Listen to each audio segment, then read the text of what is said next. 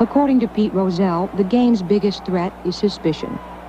In 1978, the average Redskin fan might have been suspicious if he had known that a bookmaker was friendly with a team member, and that in this game, the bookmaker bet against the Redskins.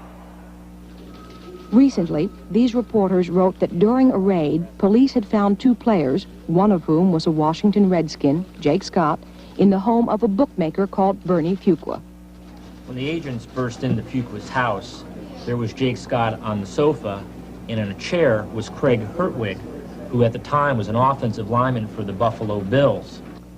I forget when I did learn about that. I know that the 2 players involved, it was at the end of their career, and nothing was certainly ever established on them.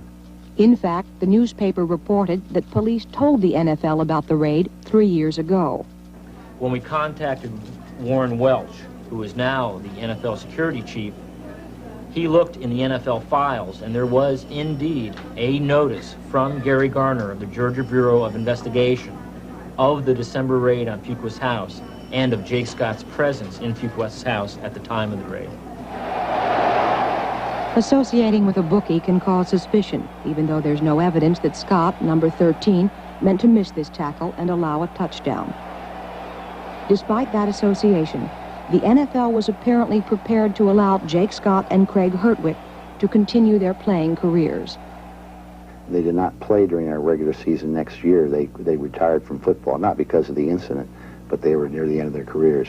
They played in the preseason the next year, however. They reported to training camp, but they did not play in the regular season.